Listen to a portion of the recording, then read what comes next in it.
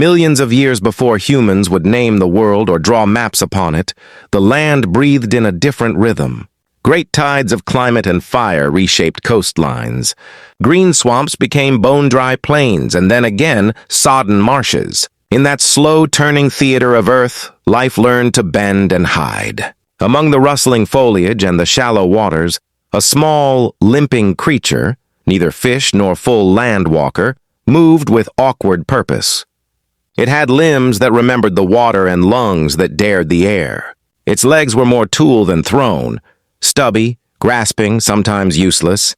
They pushed and pawed, sometimes to escape, sometimes to cling. The world around it hummed with predators that ran fast and teeth that locked like iron. For this creature, survival demanded more than muscle. It demanded silence, patience, and a willingness to change the very plans written into its bones. Seasons passed with the indifferent patience of the earth, and with every cycle this animal learned new ways to survive. Riverbeds shifted, dense forests thinned, and open lands favored those who could hide rather than fight. The creature's gait altered slowly, centuries accumulated in each inch of bone remodeling, until the legs, once proud, seemed like awkward appendages the body had outgrown.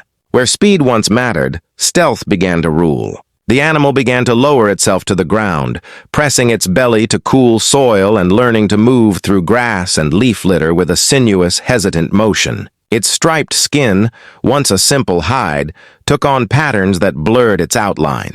Eyes adapted for dim light, nostrils read the faintest of scents, and tiny tremors of the ground told of approaching footsteps. This was no sudden metamorphosis. It was 1,000 small betrayals of an old design, each one favoring concealment and patience over open confrontation. A crucial twist appeared when drought gripped the land and waterholes shrank into mud pits. Where once gatherings at rivers painted the nights with sound and fury, now silence stretched like a snare. Food that had been easily flushed from shallow water was now hidden beneath cracked soil and brittle roots. For the creature with shrinking limbs, this new scarcity became a pressure that refined instincts. It learned to flatten its body against stones and warm itself on sunlit rocks, to slip between reed stems, and to slide under the carcasses that littered dying marshes. Occasionally, a quick lunge would snatch a frantic frog. Sometimes a soft-bellied lizard escaped by a whisker. Each attempt taught the animal patience, wait beneath the shadow, and let hunger bring prey within reach. The world rewarded cunning. Those who could not wait, those who failed to blend, disappeared under teeth and beak. In this brutal ledger, quiet adaptation began to trump raw strength. As generations folded into one another, small anatomical revolutions took place. Limbs that had once supported weight grew shorter and laterally compressed, tucking closer to the body. Joint sockets remodeled to allow a gliding sideways push rather than a forward stride. Muscles rearranged. Vertebrae elongated, welding into a flexible chain that could ripple in silent waves. Even the creature's mouth found new functions. The lips and cheeks loosened, allowing for sudden, protruding strikes. The jaw's mechanics shifted so the mouth could open wide without moving the head. Most ominous of all, tiny glands began to concentrate near the head, subtle biochemical experiments that, across countless births and deaths, would someday be radical weapons. No single generation noticed these changes as extraordinary. They were simple survival tweaks. Yet, when stacked across millennia, they constituted an emergent architecture of stealth, a body being slowly rewritten to move unseen and to take without warning. The more the body surrendered its reliance on limbs, the better it navigated narrow crevices and tangled undergrowth. Where earlier ancestors would be trapped by thickets that scraped their flanks, these new forms slipped through as if the earth had opened a corridor for them. Their skins became scale-like, overlapping, toughened plates that reduced friction and protected delicate tissues from thorn and stone. Scales glinted like scattered leaves, scattering light so the creature's silhouette blurred into the forest floor. With this new armor, the animal could press into rocky fissures or curl within hollow logs, waiting with a patience that bordered on the holy. Predators that depended on sight or speed found less to chase. Prey that once fled with nimble legs now stumbled into the waiting coil. The environment, once a brutal sculptor, had also become a collaborator. Niches opened where stealthy ambush was a viable artistry. A subtle but decisive change happened in the world of senses. The tongue evolved from a simple tactile probe into a delicate instrument for tasting the air. Flicks of that tongue began to carry microscopic scents, chemical letters written by passing animals, back into the mouth where receptor cells read them like a secret code.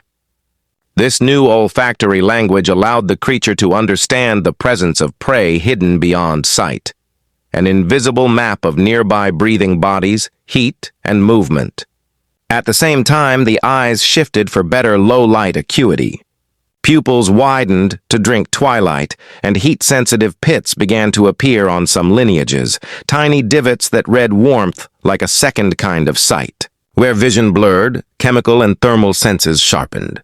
An animal no longer needed to see a mouse to know where it hid.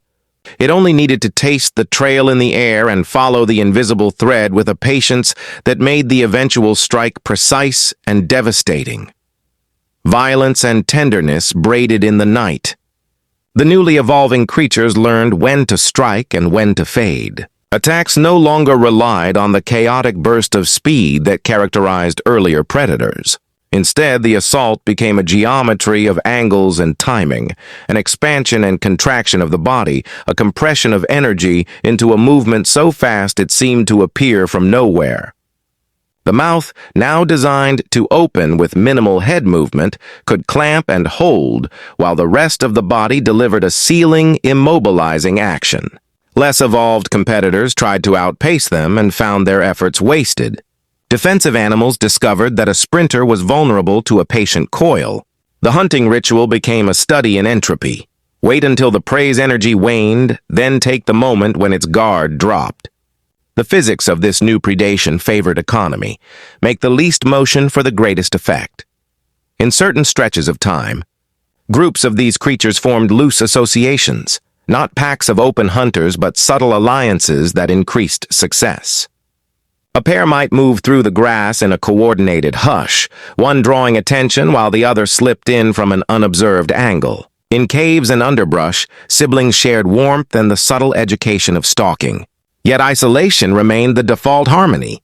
Being alone amplified stealth, made presence less probable, and allowed for a personal mastery of patience. Folk tales that would later be passed by human lips described these animals as signs or omens. A flash of patterned skin, a silence that seemed to swallow sound, a predator that moved like a secret.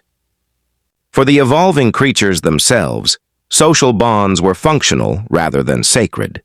Temporary partnerships forged by necessity dissolved when the food was gone. The final strokes of transformation came with the refinement of chemical weaponry. The glands near the head that had once secreted mild irritants became factories of potent compounds.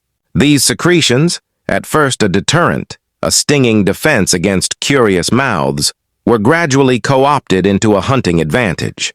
Venom began to immobilize prey instead of merely repelling predators. A single, well-placed bite introduced toxins that disrupted nerves, severed muscles, or froze a heart's rhythm. The bite, delivered with astonishing precision, allowed the predator to wait while the slow internal collapse of life took place.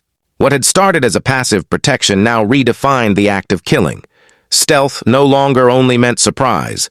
It meant an intimate betrayal, an invisible enemy that entered through the wound and dissolved resistance from within. To prey, the world had acquired a hidden hazard. To the predator, survival had become more assured. By the close of this long epoch, the legless, sinuous forms were no longer oddities. They were a dominant design perfectly matched to certain corners of the earth. The landscape bore their subtle tracks, a testament to slow metamorphosis. Where once the line between water and land forced awkward compromise, now an entire family of hunters owned the shadowed margins, the sun-warmed stones, the reed-choked pools. They moved like whispers across continents, and some lineages grew into grotesque giants while others specialized into tiny, exquisite killers. The broad arch of time had written a new narrative into bone and scale, from clumsy-limbed survivors to silent architects of death. This first chapter closed with the world quieter in a new way. The rustle of grass now interrupted by pauses, the nocturnal chorus punctured by a silence that meant a patient predator had chosen its moment. The tale of how legged creatures became silent killers had only begun to ripple through the ages. Later chapters would deepen the mystery, reveal darker twists, and show how these animals would come to haunt human nightmares and myth alike. As ages turned and the earth reshaped again, the silent killers perfected their art. The once clumsy creatures that had crawled from ancient mud now ruled with patience, not roar. Their movements were poetry, no wasted motion, no mercy in their precision. Every flick of the tongue told them stories of life around them. Every heartbeat they sensed was a promise of survival. The world feared them, yet the balance they created was vital. Where rodents rose, snakes followed. Where death lingered, new life began. They became guardians of equilibrium, unseen but always present. In the dance of existence, they were both shadow and justice. Humans came much later and saw in them both terror and mystery. Temples carved their shapes in stone. Myths turned them into symbols of wisdom and rebirth. From the deserts to the jungles, their legend slithered through time, a reminder that silence can be deadlier than sound. And so, from ancient legs to effortless motion, from struggle to supremacy, the journey ended not in extinction but in mastery. The serpent became what evolution intended, the earth's eternal whisper, the living echo of survival itself.